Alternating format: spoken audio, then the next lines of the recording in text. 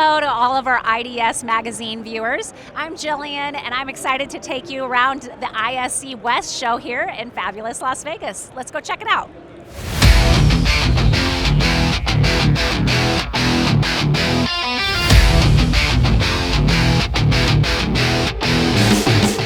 This episode is sponsored by IRA, a leading provider of AI facial recognition and environment-specific solutions. Hello to all of our IDS magazine viewers. Thanks for joining us. Right now we're at the FLIR booth, and we have Juan with us, and he's going to give us a little insight into what you have going on this year. That's right. Thank you so much. Pleasure to be here. And thank you, IDS Magazine. My name is Juan Chavez. I'm based out of California. I represent FLIR for the West Coast, specifically for the automation division. And what does that mean is that all of our thermal cameras, specifically sensors that detect difference in temperatures that are used for early fire detection, for instance, for detecting any kind of thermal or energy surge in heat way before it becomes a problem. So our automation cameras are used in, say for instance, to monitor battery energy storage systems. Anything that has a lithium ion battery system that needs to be monitored to prevent a fire, that's where we use our sensors. Another thing that is super important, super exciting for us, is that we will be the first camera sensor, thermal camera sensor, that will be UL certified sometime this summer. So that's very huge with regards to the early fire detection category.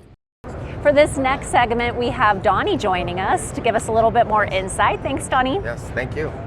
All right, hello everyone. So what we have here is our condition monitoring cameras, our early fire detection cameras. So the cameras, once they're connected to a network, they get assigned an IP address. Once the IP address is assigned, you can access it through any web browser. Type in the IP address, and now you're on the camera's head end, where you can add your measurement boxes, your alarms. This particular box here is set up for an alarm to go over anything over 90 degrees. It'll alarm, and once it does alarm, it's going to trigger this light to turn on. So let's see if we can find a spot that's 90 degrees here. Let's see how hot you are. So there we go, over 90. Oops, you moved a little, so let's get a little bit bigger. So there you go, and the light's flashing. The cameras all have BESS protocol, and they integrate into our latitude condition monitoring plugin.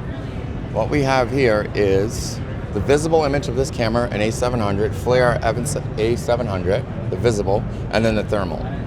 What we have below here is a line chart. This allows you to do temperature over time. So basically you can go back 30 days and look at your target and say, hey, what was the temperature then? You can get the minimum, the maximum, and then the average temperature for within that area box there. It'll integrate into any other major VMSs that do accept BESS. The alarms will come over as a motion event. Thank you so much, Donnie, for giving all that information. That was excellent. And thank you guys for watching. If you have questions, make sure to comment below, and we'll get you in touch with the right people. I'm Jillian, and we'll see you at the next stop.